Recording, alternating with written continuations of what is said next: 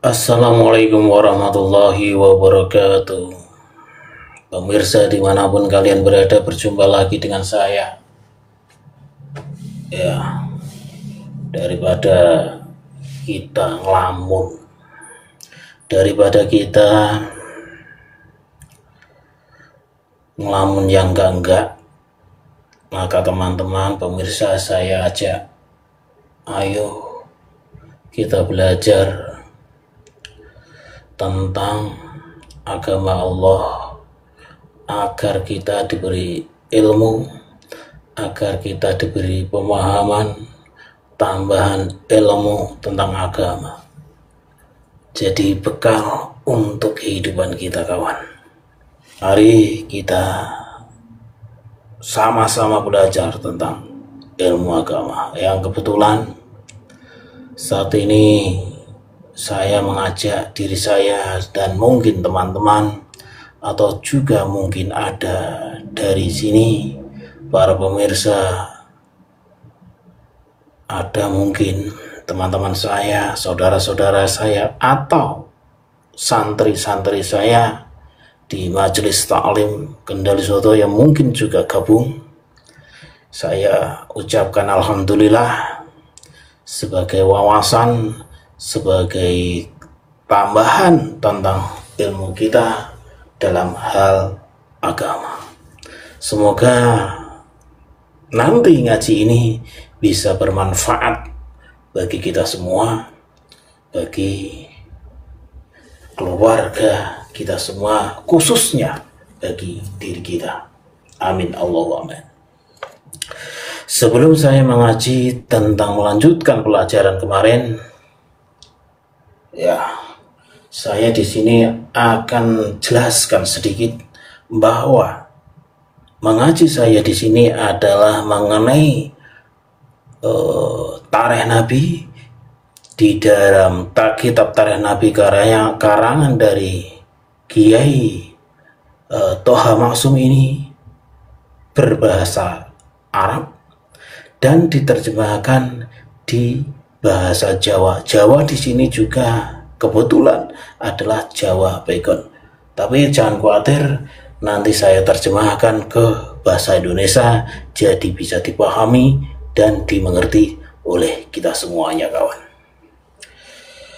Bismillahirrahmanirrahim. Sebelum mengaji ini, izinkanlah juga saya berdoa kepada Allah Subhanahu wa taala untuk diri kita, untuk kalian semua para pemirsa, para penggiat pencari ilmu, ya, semoga kita diberkahi oleh Allah, diberi ilmu yang manfaat, ilmu yang barokah, dan juga diberi kesehatan, keselamatan, rezeki yang barokah. Begitu pula kepada keluarga kita, sanak saudara kita. Semoga diberi kesehatan, keselamatan, keberkahan oleh Allah Subhanahu wa taala. Untuk itu, mari kita berdoa kepada Allah Subhanahu wa taala, apa yang kita lakukan hari ini menjadi saksi dan bisa menjadi tambahan ilmu kita dalam hal agama. Saja, ayo kita berdoa bersama. Bi barakallah. Al-Fatihah.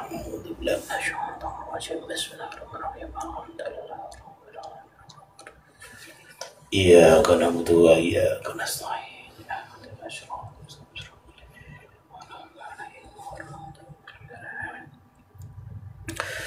Halo Mas Reza, Assalamualaikum warahmatullahi wabarakatuh. Begini, ayo kawan, kita mulai ya ngajinya. Kita mulai. Bismillahirrahmanirrahim. Kita kirim Fatihah dulu kepada Kiai Toha Maksum yang mengarang kitab Tarikh Nabi ini. Al-Fatihah.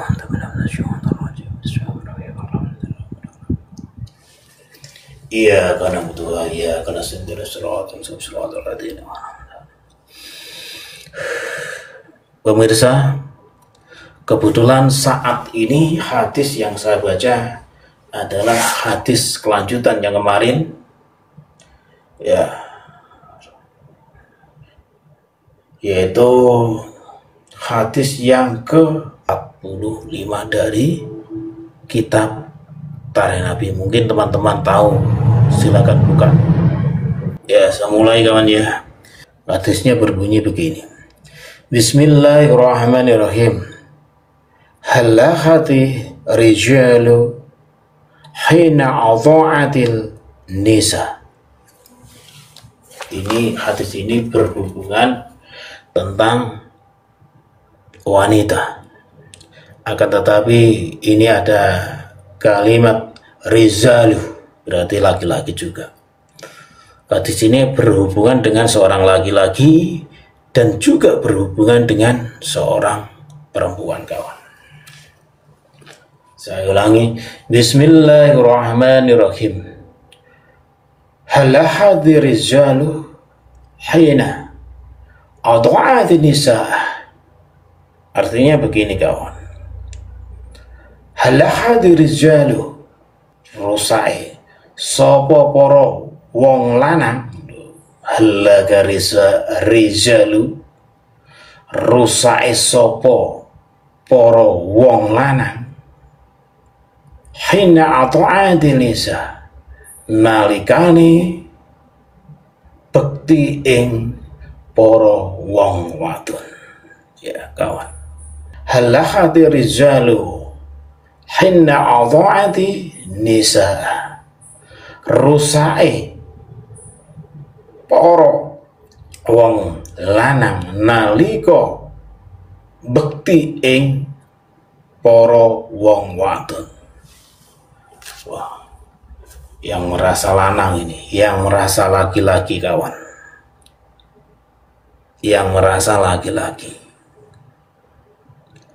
Di hadis ini diterangkan bahwa ya, seorang laki-laki, ya, jadi halagati rizal, rusai poro wong lanang, rusai poro wong lanang, berarti kan wong lanang bisa dikatakan rusak, bisa dikatakan jenenge rusak Pak. Berarti kan masih bisa diperbaiki kalau rusak Pak. Kalau rusak itu masih bisa diperbaiki. Seorang laki-laki dikatakan di hadis ini bisa rusak, bisa rusak berantakan, bukan rusak berantakan, bisa rusak karakternya, bisa rusak wibawanya, ya, bisa rusak wibawanya apabila hina ata'atil nisa, apabila nalikoni bekti ing para wong wadon. Seorang laki-laki bisa kehilangan kerusakan, baik kerusakan secara zahir, secara wibawa, secara kodrat, berarti secara fisik juga bisa rusak, bisa diremehkan apabila dikatakan nalikoni, ya, apabila hinna ata'atil nisa, nalikoni bekti ing para wong wadon. Seorang laki-laki bisa jatuh harga dirinya, bisa rusak harga dirinya apabila seorang laki-laki tersebut sangat ingat, sangat bakti kepada seorang perempuan, ya, sangat berbakti kepada seorang perempuan. Ini dalam hadis ini saya bisa memberi gambaran sedikit, ya, tentang hadis ini. Kenapa seorang laki-laki bisa rusak harga dirinya apabila dia berbakti kepada seorang perempuan. Perempuan yang bagaimana? Ini yang menjadi pertanyaannya. Yang harus berbakti, seorang laki-laki harus berbakti kepada seorang perempuan. Perempuan yang bagaimana yang kita harus taati, dan perempuan yang bagaimana yang tidak harus kita hargai bagi seorang laki-laki. Ini menjadi catatan saya. Kadang banyak seorang laki-laki itu sangat hormat, sangat berbakti kepada perempuan. Ada itu. Ada seorang laki-laki berbakti kepada seorang perempuan. Ada banyak.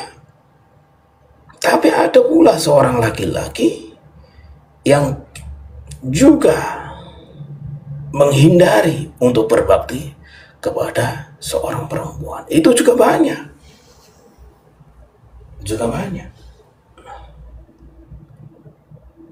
banyak itu, dan terjadi di lingkungan kita, terutama dalam berumah tangga. Dalam berumah tangga terutama itu. Seorang laki-laki berbakti kepada orang tua, berbakti kepada perempuan, perempuan yang bagaimana yang harus diberbakti. Pertama, seorang laki-laki harus berbakti kepada ibunya, itu wanita. Perempuan. Laki-laki harus berbakti kepada kedua orang tuanya, kepada ibunya, kepada ibu mertuanya. Perempuan semacam itu wajib seorang laki-laki berbakti kepada mereka. Apalagi seorang ibu yang melahirkan, yang beriman dan kualitas imannya sangat tinggi, maka wajib hukumnya seorang laki-laki berbakti kepada mereka. Ada lagi seorang laki-laki yang berbakti kepada perempuan, yaitu kepada istrinya. Kepada istrinya. Istri yang mereka cintai, istri yang beriman, ya, istri yang beriman. Sah seorang laki-laki hormat berbakti dalam perempuan, dalam istri di sini bukan berarti berbakti secara totalitas, maksudnya berbakti dalam hal ikatan perkawinan. Dalam berbakti dalam hal artinya yaitu berbakti dalam hal ikatan perkawinan, yaitu saling menghargai. Ingat, saling menghargai. Dan itu harus dipahami oleh seorang perempuan atau seorang laki-laki. Harus paham tentang ini, tentang berbakti ini. Seorang suami, seorang istri harus saling menghargai. Berbaktinya dalam arti seperti ini. Saling menghargai, saling mencintai, berbagi kasih sayang juga. Ya. Berbakti dalam seperti ini sah-sah saja. Sah-sah saja. Ada suatu cerita yang sangat luar biasa, mungkin teman-teman perempuan, teman-teman saya, atau mungkin ada juga santri-santri saya yang hadir di sini, yang mungkin sudah saya ceritakan di santri-santri saya. Dulu ada sebuah kisah yang sangat luar biasa. Seorang laki-laki yang luar biasa, tawaduknya kepada seorang perempuan, berbaktinya kepada seorang perempuan, dan perempuan itu adalah istrinya. Siapa dia? Dulu ada mungkin teman-teman, saudara mengetahui tentang kisah Umar bin Khattab, Amirul Mukminin yang kedua setelah Abu Bakar. Umar bin Khattab adalah Amirul Mukminin, pemimpin agama Islam yang disebut sebagai Khulafaur Rasyidin.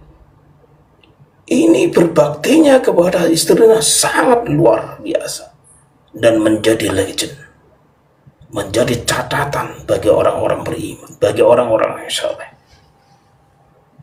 Kawan, ini Umar bin Khattab. Dulu ketika waktu itu kita mengenal Umar bin Khattab itu manusia Amirul Mukminin yang ditakuti oleh lawan dan disegani oleh teman-teman, para sahabat-sahabat itu. Umar bin Khattab, iblis saja takut dengan Umar, lawan terbirit-birit lari, dan sahabat-sahabat lainnya segan dengan Umar karena keganasan dari Umar bin Khattab. Bahkan saudara Umar bin Khattab yang perempuan juga gemetar menghadapi Umar bin Khattab. Akan tetapi di hadapan istrinya, Umar bin Khattab menghargai istrinya bukan karena dia berbakti, dalam arti berbakti, dalam arti ini adalah menghargai. Ingat, berbakti dalam hal ini adalah menghargai. Yang dikisahkan oleh Umar bin Khattab bahwa ketika istrinya marah-marah, ingat, istri Umar bin Khattab itu marah bukan main. Ketika itu istrinya mendatangi Umar bin Khattab, dan Umar bin Khattab itu dimarahi oleh istrinya. Bayangkan, seorang Amirul Mukminin yang luar biasa dimarahi oleh istrinya. Bukan Umar bin Khattab takut sama istrinya, tidak. Bukan Umar bin Khattab gak mau menghadapi istrinya, bukan, tidak. Karena Umar bin Khattab menjunjung cintanya, menjunjung kasih sayangnya keluarga, terutama istri dan anaknya. Makanya Umar bin Khattab ketika dimarahi oleh istrinya, dia hanya diam, tidak membalas. Dan itu diketahui oleh sahabatnya. Kisahnya begini, saudara. Ketika itu sahabatnya ada konflik di keluarga. Dan konfliknya juga berkaitan dengan seorang istrinya yang selalu menuntut. Akhirnya sahabat ini tidak bisa memutuskan persoalan keluarga yang dialaminya dan ingin lapor kepada Umar bin Khattab. Ketika sudah berjalan dan mau masuk ke rumah Umar bin Khattab, waktu itu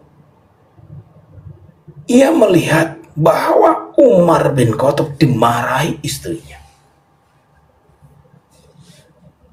Dan Umar bin Khattab hanya diam, tidak melawan. Hanya diam, dimarahi istrinya, ya diam. Meskipun dimarahi, waktu itu zamannya Umar bin Khattab, meskipun marah istrinya, tetap dalam koridor kesopanan. Dimarahi, diam Umar bin Khattab, tidak membantah, hanya diam dan diam, dimarahi istrinya itu. Setelah selesai, istrinya marah-marah selesai, baru Umar mengambil sikap. Yaitu apa? Umar bin Khattab akhirnya setelah lunak hati istrinya, baru mengambil sikap, menenangkan istrinya, dan mengambil putranya yang digendong. Kemudian keluarlah Umar bin Khattab menemui sahabat yang mau bertanya. Sahabat berlari. Kenapa berlari? Karena tahu Umar akan menemuinya, akan tetapi Umar memanggil. Akhirnya sahabat menemui Umar. Singkat cerita kawan, saya lanjutkan dulu masalah cerita Umar bin Khattab. Ya, ini ada pertanyaan RT Pojok. Iya, mertuaku medit Kang, dos bunti ya. Saya lanjutkan dulu buru tentang Umar bin Khattab. Umar bin Khattab memanggil sahabat tersebut, ceritanya, dan dikatakan, wahai sahabatku, mau apa Anda kesini? Katanya, iya wahai Umar Amirul Mukminin, saya punya masalah, ingin curhat kepada Anda, tapi Anda sedang dimarahi oleh istri Anda, jadi saya malu, katanya. Oh gitu. Ada apa kira-kira dengan dengan permasalahan Anda? Apa kira-kira permasalahan Anda? Sama ya wahai Umar, tentang seorang istri saya. Tapi setelah saya tahu, melihat sendiri apa yang dilakukan Amirul Mukminin, persoalan saya sudah saya selesaikan nanti Umar. Terus, tapi sebelum itu saya mau tanya, wahai Amirul Mukminin, kenapa Amirul Mukminin ketika dimarahi istri itu diam, tidak membantah, tidak saling menyela atau beradu argumen? Kenapa wahai Amirul Mukminin? Kenapa diam?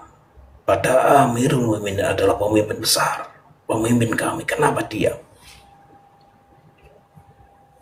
Jawabnya apa? Jawabnya Umar bin Khattab begini. Bukannya karena saya tidak berani sama istri saya, bukan masalah itu, akan tetapi saya menghormati istri saya. Ingat, saya katakan tadi di sini, di hadis ini dikatakan apa itu?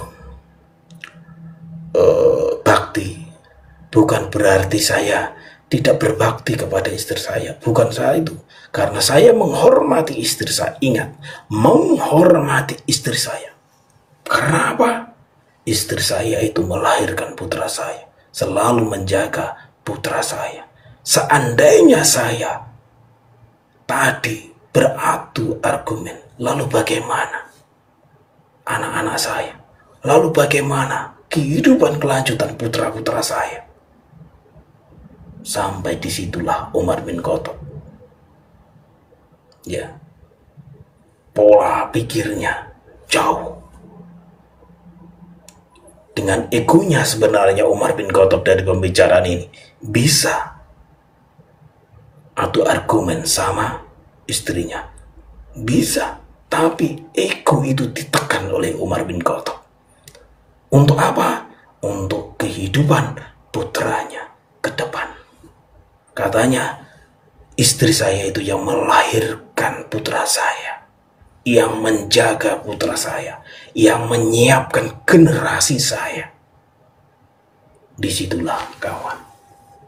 Makanya dalam hal ini, seorang suami istri harus saling memahami, saling harus mengetahui dengan bijak, saling menghargai, ya, saling menghargai. Itu yang perlu kita tekankan dalam berumah tangga. Jangan mengedepankan ego. Kita harus berpikir ke depan tentang generasi kita, tentang anak-anak kita. Ya, itu pelajaran yang kita ambil dari Khalifah Umar bin Khattab, kawan. Gitu ya. Pak RT. Piye iki Pak RT? Moro tuwaku medit Kang, dos pundi? Ya Allah. Manusia medit gak medit itu sudah sifatnya manusiawi. Kalau dituntut sempurna itu sulit. Tapi meskipun medit itu masih ada perubahan. Kalau kita mau berusaha, kalau tidak bisa diingatkan, didoakan. Kalau mendoakan jangan 1 sampai 2 hari. Kita doakan hari ini misalnya, ya Allah mertua saya jangan medit, ya misalnya. Hari ini. Kemudian besok tidak didoakan. Kemudian besok lupa. Ya misalnya begitu. Itu doanya. Ya tidak begitu bro. Kalau berdoa itu apapun problemnya, ingat, kalau berdoa itu yang dibutuhkan untuk membuka doa di samping sholawat adalah istiqomah. Selalu berdoa, tidak menyerah kalah sampai doa itu diberkahi diridhoi Allah. Meskipun yang namanya medit adalah sifat, dan itu bisa kita ingatkan secara lisan. Setelah kita ingatkan, ya, dengan cara apa? Berdoa.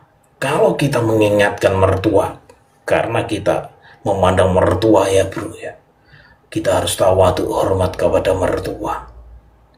Kalau kita mengingatkan secara langsung gak berani, gimana Mas Waran kualat? Ya kita sindir saja. Gitu. Mengingatkan dengan cara halus, menyindir. Ya. Jangan langsung tek-tek. Kalau kita ingatkan secara spontan, otomatis kita kena damprat Pak. Bano musuh moro tua. Tapi apapun moro tua tetap kita hormati. Karena mereka adalah orang kedua setelah orang tua kita. Kita doakan untuk kebaikan mereka secara rutinitas, secara terus-menerus. Di samping kita doakan, kita semonilah, kita semoni apa ya? Kita kritiklah secara halus. Itu kawan ya.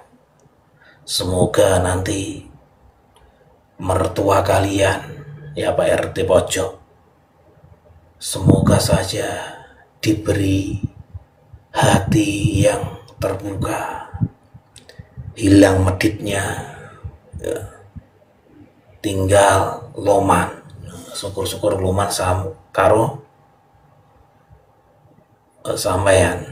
Wajar seorang perempuan itu dalam hal dunia sangat erat memegangnya. Karena apa? Perempuan telah ditakdirkan untuk memegang dunia. Jadi hitungannya luar biasa. Saya akan lanjut kawan ke hadis berikutnya.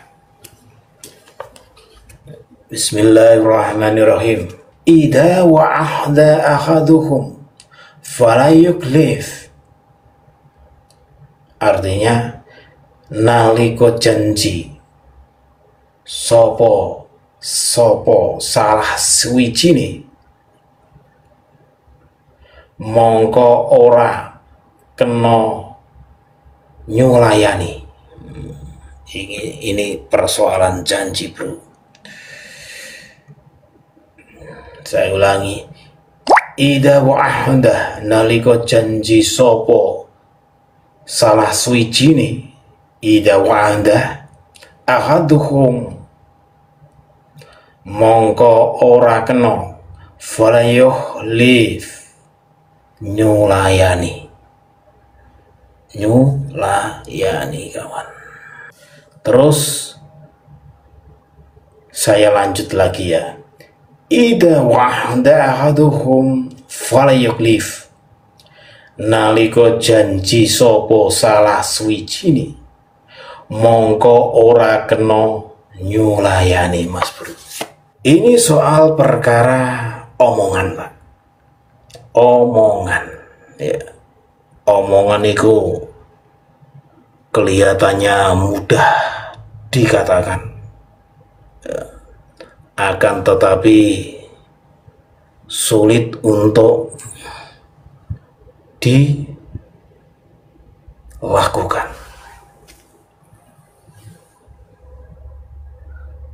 Sulit untuk dilakukan. Omongan mudah diucapkan, tapi sulit untuk dilakukan. Itu omongan.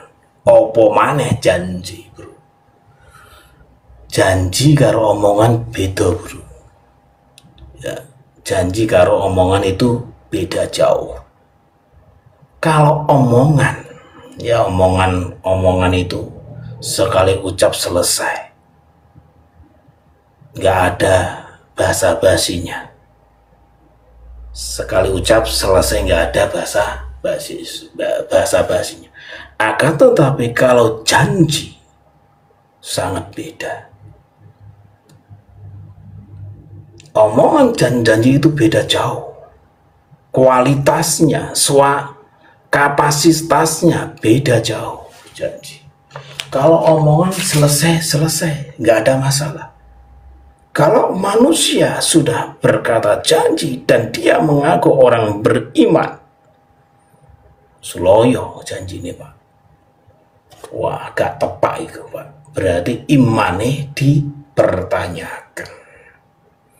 Makanya dikatakan idza wa'ada ahaduhum fala yukhlif. Nalika janji sapa salah suwijine mongko ora kena nyulayani. Jelas, mereka yang mengaku beriman, mereka yang mengaku orang yang beriman, umatnya Nabi Muhammad, Pak, kalau sudah berjanji harus dilakukan, harus dieksekusi. Beda dengan omongan. Kalau janji, misalnya saya berjanji kepada Pak Dono, Pak Dono, saya janji besok saya akan ke rumah Anda. Itu janji misalnya, dan itu harus dilakukan. Kalau omongannya gini, Pak Dono, saya mau ke rumahmu. Nah, ini kan omongan, gak ada janji, tidak ada ikrar, dan itu bisa dieksekusi dan juga tidak bisa dieksekusi. Akan tetapi kalau janji itu harus diikrarkan, harus diucapkan paling tidak. Saya berjanji, misalnya, besok nak bayaran, aku ate tuku sego pecel misalnya. Itu harus dilakukan. Janji seperti itu harus diucapkan, karena janji itu harus diucapkan, harus diucapkan, kemudian harus dieksekusi. Kalau janji misalnya diucapkan saja, Pak, tidak dieksekusi, ya misalnya, berarti orang semacam itu keimanannya patut dipertanyakan. Keimanannya patut dipertanyakan. Karakternya juga patut dipertanyakan. Itu. Karena di hadis ini dijelaskan, idza wa'ada ahaduhum fala yuklif. Ya, janji intinya harus dilakukan, diselesaikan. Itu pribadi, itu adalah karakter dari orang yang beriman. Itu karakternya seperti itu. Orang beriman, janji harus ditepati, apapun itu, karena dia sudah berjanji. Janji adalah hutang kawan, makanya harus ditepati, harus dieksekusi. Kalau tidak mau berjanji, ya berucap biasa saja. Sesuk tak dolan nang konamu, nah aku mari bayaran tak tukono sego pecel misale ngono, iku ucapan biasa. Tapi kalau janji harus diikrarkan, harus diucapkan, kemudian materi, isi dari janji itu harus juga diucapkan, kawan. Gitu, kawan. Sebelum saya lanjut, lebih baik kita dengarkan sponsor yang akan lewat.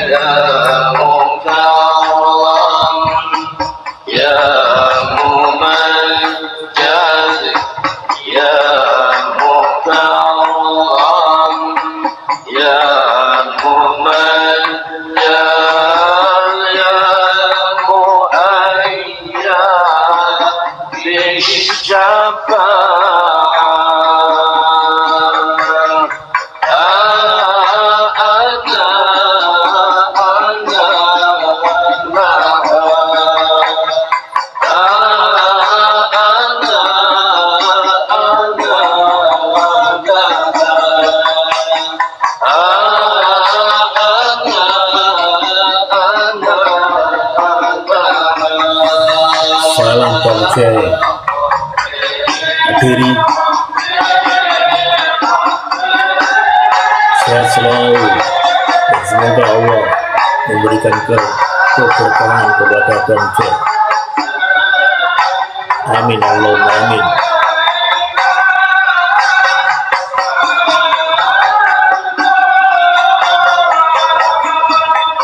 Monggo dilanjut para pemirsa. Di sini saya akan lanjutkan hadis yang ke-47. Ya, saya bacakan. Bismillahirrahmanirrahim.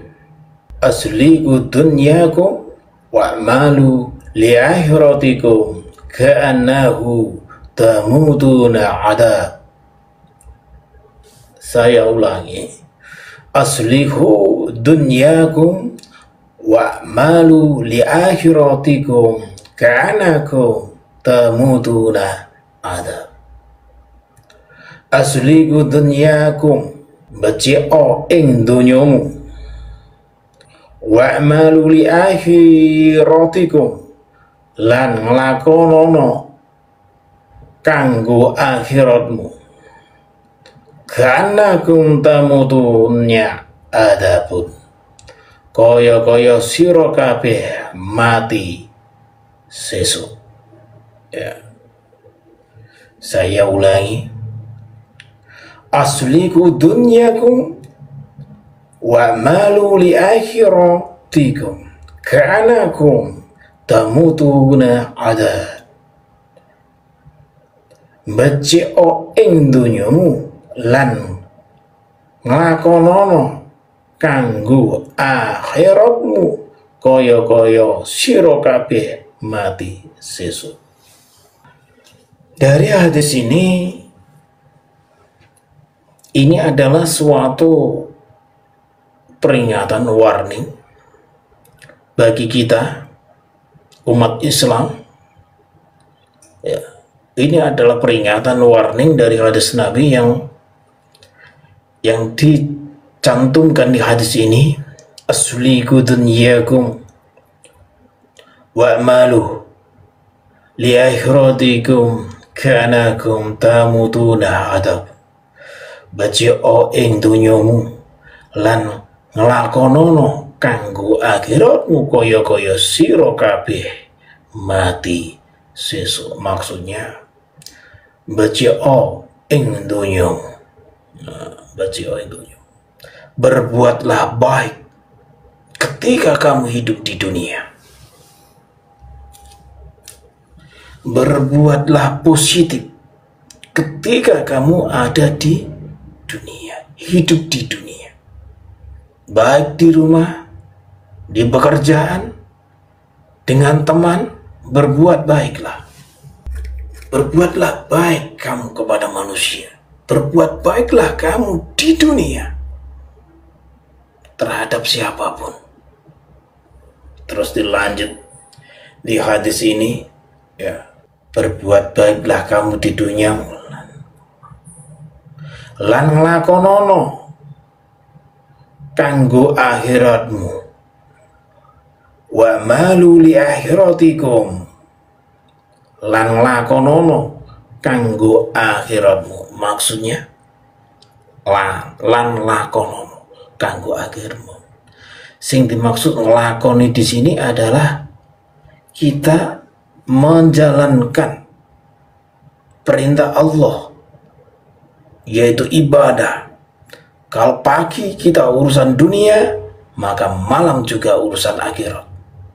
Gitu loh bro, maksudnya seperti itu. Pagi kita berbuat baik kepada manusia, malam kita juga berbuat baik kepada Allah. Imbang. Ini adalah perintah yang dituangkan di hadis ini. Kita di dunia disuruh berbuat baik kepada manusia, dan kita juga kalau malam hari lan nglakonono kanggo akhiratmu lo, untuk berbaik baik kepada Allah, untuk beribadah kepada Allah. Kaya-kaya sira kabeh mati sesuk. Kaya-kaya kabeh. Kita berpikir kalau kita tidak melakukan, mengapa kita harus melakukan hal itu? Kita berpikir bahwa kita besok tiada. Makanya ditekankan di hadis ini bahwa kita harus berbuat baik kepada manusia, juga berbuat baik kepada Allah. Imbang kasarane bro. Sama, hablum minan nas dan hablum minallah kita gunakan. Angel iku Mas Marwan.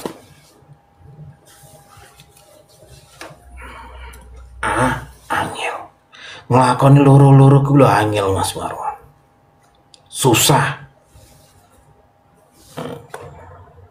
Iya. Susah. Nglakoni loro-loro itu susah Mas Marwan.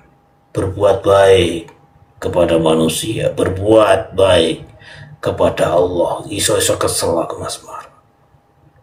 Ingatlah bahwa untuk dekat kepada Allah, untuk dekat kepada Rasulullah, itu harus ada tantangannya, harus ada langkah yang harus diambil, dan itu juga ada plus minusnya, baik buruknya, resikonya ada.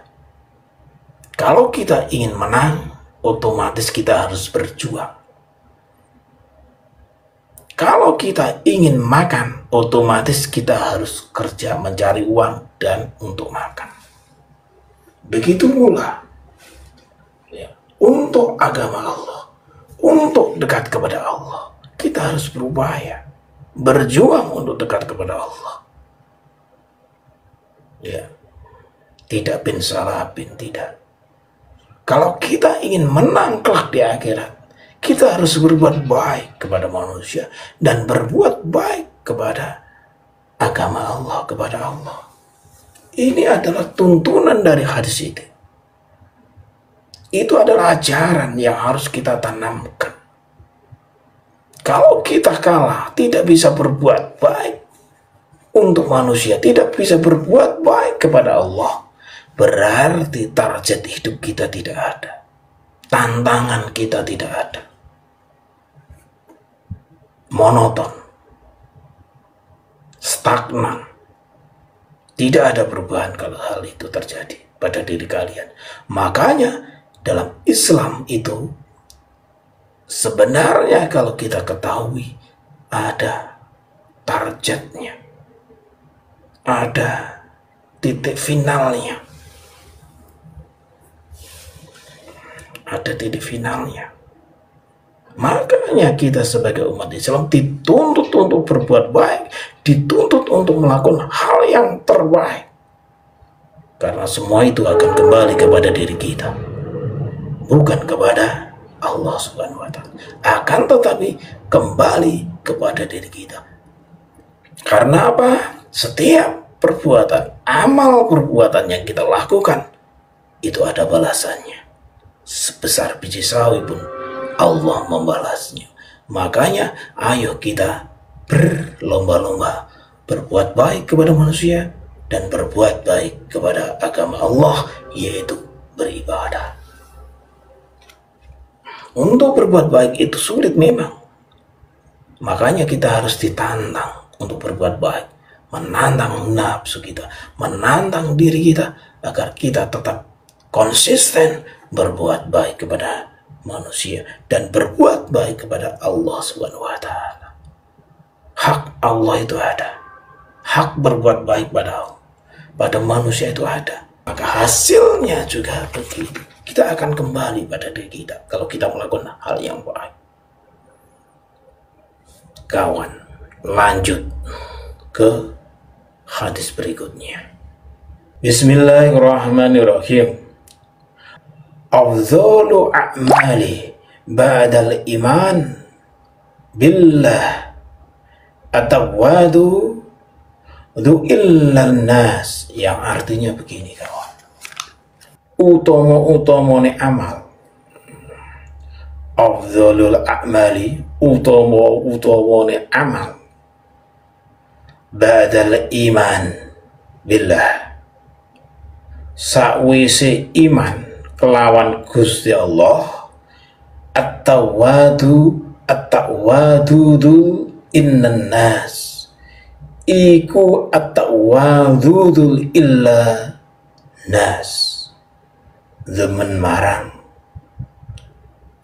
manungso.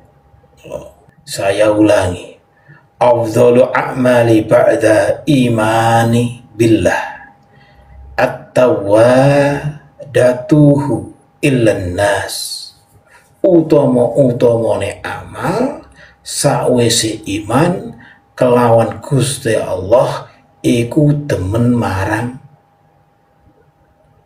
ing manungso, cinta damai. Di hadis ini dijelaskan secara konkret secara baku.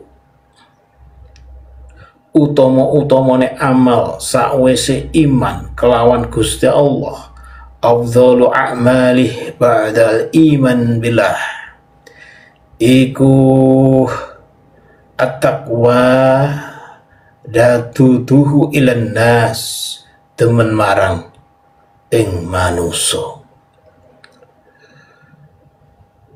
Bahwa dikatakan di hadis ini ke utama-utamane amal yang baik itu, amal yang utama itu adalah iman kepada Allah. Perbuatan ya, atau amal yang kita lakukan yang utama, yang baik, itu adalah perbuatan atau amal kita, yaitu ketika kita beriman kepada Allah. Beriman kepada Allah itu adalah perbuatan, adalah amal yang paling tinggi yang dilakukan oleh manusia. Yang dilakukan oleh manusia, amal yang tinggi, perbuatan yang tinggi adalah ketika dia beriman kepada Allah. Afdhalu a'mali ba'dal iman billah. Ya. Jadi kalau kita beriman kepada Allah berarti kita memiliki amal yang tinggi, amal yang utama. Amal yang utama kita adalah beriman kepada Allah. Kalau manusia sudah beriman kepada Allah, proses takwa itu akan berjalan. Ya. Makanya dikatakan di hadis ini, dijelaskan bahwa amal perbuatan, amal kita yang paling utama adalah beriman kepada Allah. Setelah itu, proses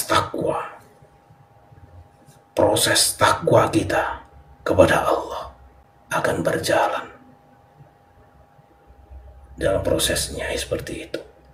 Dan kalau dikatakan di sini adalah amal yang tinggi, amal yang utama adalah ketika beriman kepada Allah. Selanjutnya dikatakan di hadis ini, ya, yang kedua, berarti yang kedua itu at-tawadudul ilan nas. Yang utama tadi adalah ketika kita beriman kepada Allah adalah amal yang utama, amal yang paling tinggi. Nomor dua adalah ketika kita terhadap manusia baik, suka berbuat baik kepada manusia. Itu adalah amal yang kedua. Takwa itu dalam iman.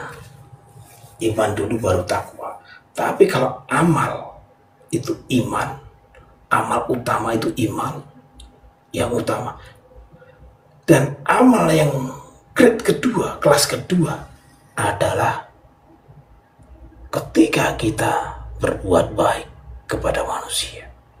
Itu nomor dua setelah iman, yaitu senang, suka kepada manusia.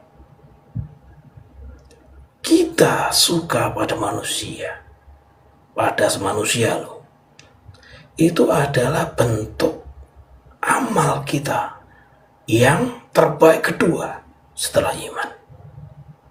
Siapapun itu, kalau kita melihat manusia lain, itu ada bentuk kasih sayang, ada bentuk cinta, bentuk suka. Itu berarti kita memiliki amal kedua. Amal kedua kita adalah menyukai ciptaan Allah, makhluk Allah, yaitu manusia. Itu kelas nomor dua setelah iman. Mencintai, menyukai manusia. Jadi kita sebagai manusia, sesama manusia harus saling memberi kasih sayang. harus saling menghargai, menumbuhkan rasa mahabbah kita kepada manusia lain. Karena manusia adalah makhluk Allah yang utama. Maka kalau kita menghargai, bentuk mensyukuri nikmat Allah, yaitu kita harus menyukai ciptaannya, yaitu paling gak manusia itu kan ciptaan Allah. Bentuk syukur kita, bentuk tawaduan kita kepada Allah, yaitu menghargai ciptaannya, memuliakan ciptaannya, mencintai ciptaannya. Kadang itu bro, ya aku dewi bro ngerasa, kadang itu yang jengkel no, berhadapan dengan manusia. Kan manusia itu kompleks pak ya. Ada kesalahan, tapi juga ada kebaikan. Kadang manusia yang jengkel loh, tapi kadang yang nyeneng loh pak. Dari kejengkelan ilmu, kita harus bisa menarik flashback kita, mengambil hikmah. Misalnya jengkel, gak seneng karo, jangan kita tunjukkan bro. Kita ambil hikmahnya, bahwa suatu saat kita misalnya benci kepada orang yang kita tidak sukai, misalnya kita benci pak, jangan kita tunjukkan. Suatu saat kita juga membutuhkan orang yang kita benci. Makanya di sini dikatakan demen marang menungso, ya, demen marang menungso dikatakan sebagai at-taqwa dudu ilan nas, ya, demen marang menungso, cinta, menyukai, menghargai manusia adalah tingkat amal kedua kita. Tingkat amal kedua kita setelah iman. Makanya kalau kita tidak menyukai seseorang, di batin pak, ya diucapkan boleh, tapi jangan sampai orang tahu. Karena apa? Karena suatu saat kita membutuhkan orang yang kita tidak sukai. Begitu kawan. Dan salah satunya kalau kita menyukai, menghormati, menghargai orang, berarti kita juga menjalankan sunnah Nabi. Karena ini adalah perintah Nabi untuk menghargai, menghormati manusia-manusia yang ada di sekitar kita, untuk menghormati, menghargai makhluk-makhluk yang diciptakan oleh Allah. Makanya untuk itu kawan, kita harus saling menghargai, menghormati sesama manusia. Meskipun kita tidak suka, kita tahan tidak suka kita. Ya, kita tahan. Hilangkan pikiran kita tidak suka pada manusia. Kalau kita tidak menyukai manusia, berarti kita juga otomatis tidak menyukai makhluk yang diciptakan oleh Allah. Tidak menghargai makhluk yang dibuat oleh Allah. Gitu bro. Yang menjadi pertanyaannya apa? Berarti diri kita itu patut dipertanyakan kalau kita tidak menyukai makhluk Allah. Kalau kita tidak menyukai makhluk Allah, berarti kita tidak suka pada ciptaan Allah. Dan itu menjadi pertanyaan keimanan kita. Keimanan kita, bro. Makanya hilangkan. Apabila kita tidak suka pada manusia, hilangkan di pikiran kita. Ganti pikiran yang positif, bahwa kita menyukai mereka, menyukai makhluk Allah, kita menghargai ciptaan Allah. Begitu kawan. Kalau kita ingin menjalankan sunnah Nabi, kalau kita mengaku bahwa kita adalah umat Rasulullah, bahwa makanya kita harus menjalankan sunnah Nabi. Salah satunya adalah menghargai, menghormati orang-orang yang ada di sekitar kita, meskipun itu orang yang kita tidak sukai. Kita tetap harus menghargai. Syukur-syukur sifat tidak suka gitu kita hilangkan di diri kita. Kita belajar bersama kawan. Tidak bisa orang yang namanya belajar itu perlu proses. Tidak bisa jalan langsung jeder, nggak bisa. Semua butuh proses. Bentuk cinta kita pada manusia butuh proses, butuh belajar. Makanya ayo kita belajar bersama kawan. Musuh belajar bersama. Ketika kita masih di dunia, kita di dunia ini dituntut oleh Allah Subhanahu wa Ta'ala untuk belajar, Pak. Makanya Allah masih memberi kesempatan kita untuk belajar. Dan belajar itu perlu proses. Tidak bin salah bin langsung jadi tidak. Selanjutnya saya bacakan hadis yang ke 39. Cepet deh. Bismillahirrahmanirrahim. Hadis yang ke-39. Bismillahirrahmanirrahim. Fasladani la yahtami'ani fil mu'minin al-bukhlu wa syu'ul khuluqi. Rong perkara ora bisa kumpul ing dalem wong mukmin, yaiku medhit lan elek pekertine.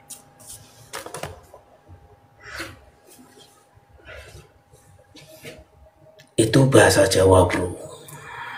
Bahasa Jawa.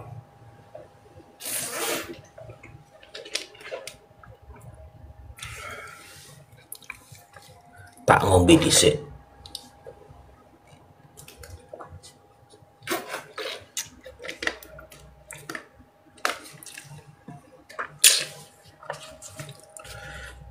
Bismillahirrahmanirrahim.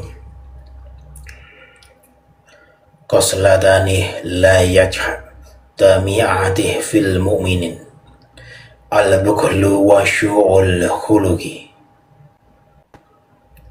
Rong perkara ora bisa kumpul ing dalem wong mukmin, yaiku medhit lan elek pekertine. Maksud hadisnya begini. Ada suatu perkara, dua perkara, dua peristiwa, dua perbuatan yang tidak bisa berkumpul, yang tidak bisa bersatu dengan orang mukmin. Di hadis ini dikatakan ada dua perkara, ada dua persoalan, ada dua permasalahan yang tidak bisa bersatu dengan orang mukmin, dengan orang yang beriman, dengan orang yang menjadi umatnya Rasulullah. Apa dua perkara itu? Dua perkara yang tidak bisa bersatu dengan orang mukmin, yaitu al-bukhlu wa syu'ul khuluqi, yaitu perkara atau perbuatan pertama yaitu medhit, yang kedua perkaranya yaitu elek pekerti. Dua perkara itu tidak bisa menyatu pada diri orang mukmin. Dua perkara itu tidak bisa menjadi karakternya orang beriman. Dua perkara itu adalah medhit. Medhit itu apa, bro? Medhit itu bahasanya bisa dikatakan kekir. Medhit itu bisa dikatakan kikir, bisa dikatakan tidak loman juga bisa dikatakan istilahnya apa ya medhit itu. Kalau tidak loman atau kikir, tidak ringan tangan, tidak sering amal, wes iku medit. Duwe duit, duwe dunya digenggemai, gak wani ngetokno, iku medit. Iku medit. Wong medit selalu berpikir otaknya itu dunia. Setelah dunia dipegangnya, tidak mau mengeluarkannya, tidak mau mensodakohnya. Itu medit. Dan ini tidak bisa menjadi identitasnya orang beriman. Orang medit, orang yang kikir, orang yang memegang dunia, itu bukan identitasnya orang beriman. Bukan identitasnya orang yang soleh. Wong medit itu, wong kikir itu, Pak. Ya, kena. Wong medit, wong kikiri bukan identitasnya. Dan itu tidak bisa menyatu dengan orang beriman. Orang medit, orang kikir, wong pelit, bahasa ini. Dan satu lagi dikatakan al-khuluqi, orang yang memiliki budi pekerti jelek, akhlak jelek, elek pekerti ini.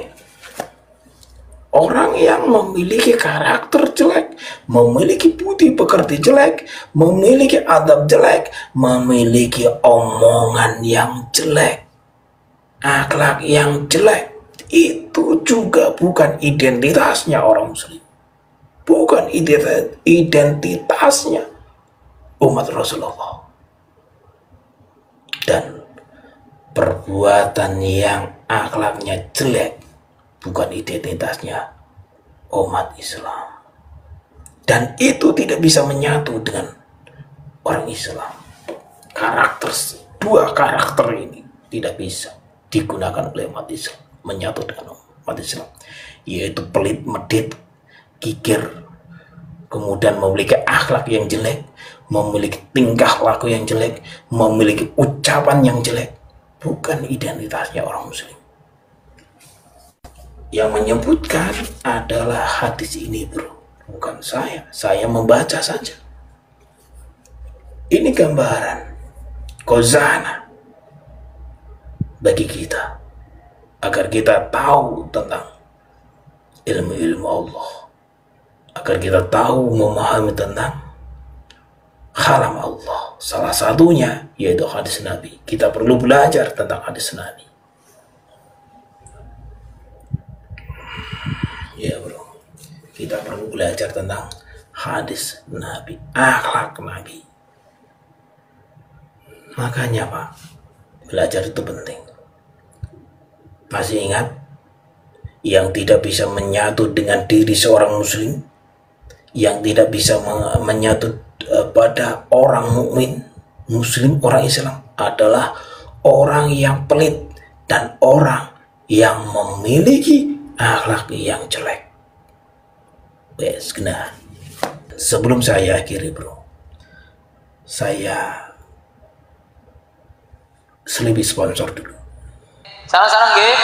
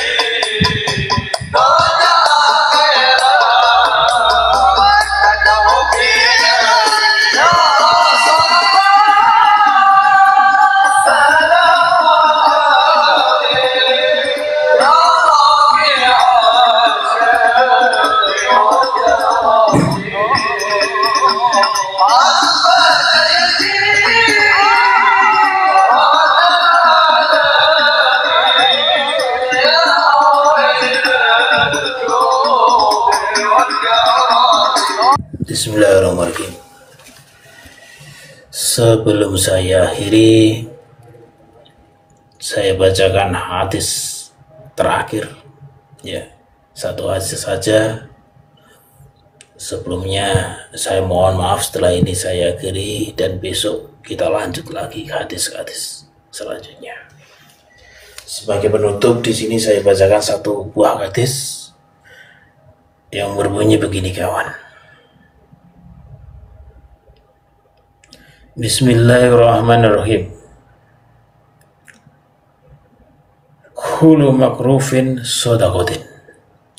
Kullu makrufin sadaqatin.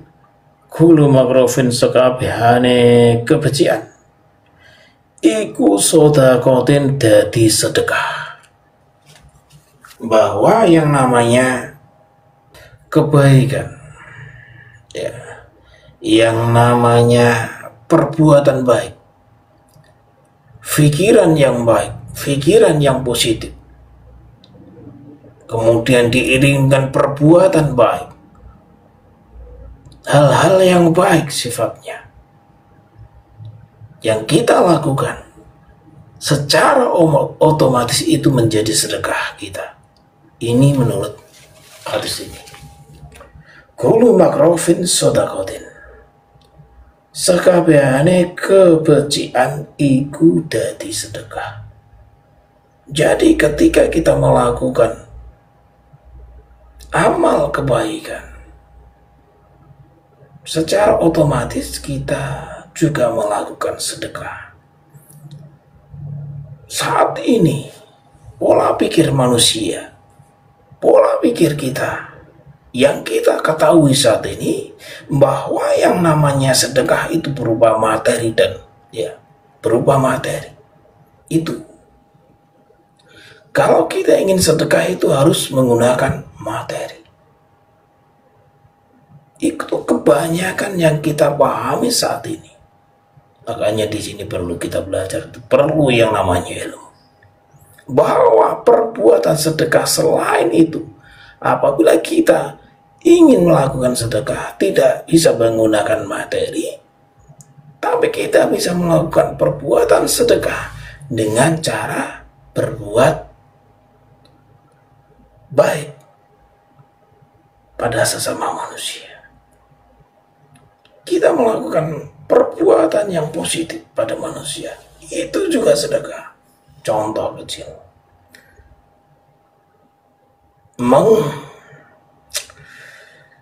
menyingkirkan batu, kayu di tengah jalan agar manusia terhindar dari kecelakaan. Itu kan kebaikan dan itu juga sedekah.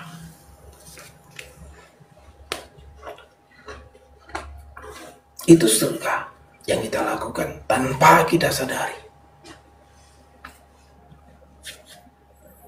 Tanpa kita sadari itu adalah sedekah. Amal perbuatan kita tanpa kita sadari. Makanya ilmu itu perlu, belajar itu penting, karena saat ini di lingkungan kita berargumen bahwa sedekah itu ujung-ujungnya adalah materi, ujung-ujungnya adalah uang. Tapi di ilmu, kalau kita sudah tahu saat ini bahwa sedekah bisa berubah perbuatan baik, bisa berubah amal yang baik. Nuntun, nyabrang no, itu juga sedekah. Nyabrang no wong cilik gede, itu sedekah. Menyuapi makan pada anak kecil, itu juga sedekah. Senyum pada manusia dan membuat manusia senang juga, itu juga sedekah.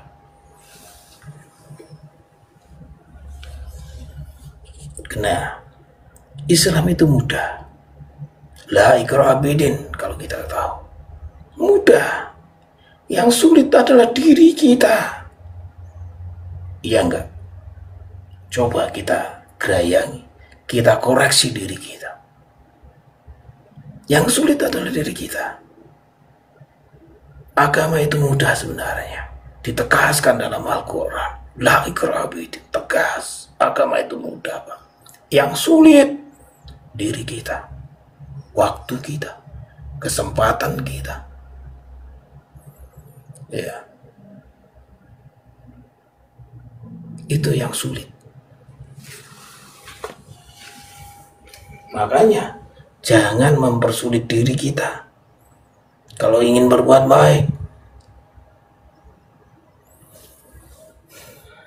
Ya, kita enteng-entengan saja lah, Pak. Hidup itu santai. Hidup itu dibuat santai, dibuat nikmat hidup ini. Jangan dibuat susah. Kita nikmati. Kita punya HP, kita nikmati HP itu untuk nonton streaming saya, atau menonton hal-hal yang baik, yang positif sifatnya. Kalau susah, itu yang membuat susah dari diri kita, bro. Yang membuat susah itu diri kita, mas bro. Diri kita. Sedangkan agama itu tegas oleh Allah, mudah kok. Udah, yang sulit itu diri kita, yang bulet itu diri kita. Karena apa? Kita terbentur waktu, karena kita terbentur kesempatan, karena kita terbentur keinginan. Jelaskan. Saya mohon maaf, kawan. Yang jelas, tujuan saya di sini adalah belajar. Kita sinau bareng, belajar bersama, koreksi diri bersama, maju bersama. Mundur yo, ojo bareng-bareng, bro. Ya, bersama yuk kita belajar.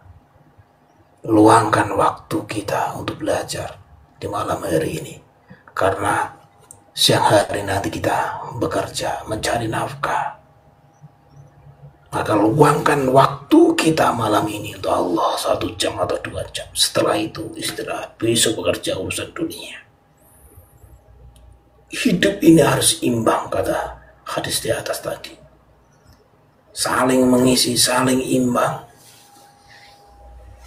Kalian, kita mau belajar itu sudah bagus, bro. Alhamdulillah. Allah telah membimbing kita untuk mau belajar, untuk sinau. Alhamdulillah. Ya, makanya Pak, insya Allah hadis-hadis ini selanjutnya dibahas besok, Pak. Dan kita bergabung lagi di sini ya, di acara ini.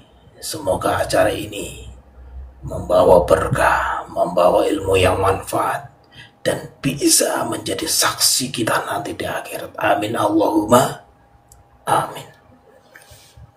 Ya, bisa menjadi saksi bahwa kita mencintai Rasul, mencintai agama, bahwa kita juga menjalankan sunnah Nabi, memberantas kebodohan pada diri kita. Amin Allahumma amin. Semoga ini menjadi keberkahan dan bermanfaat bagi kita, dan insya Allah bisa menjalankan dengan izin Allah apa yang kita ketahui tentang hadis-hadis ini.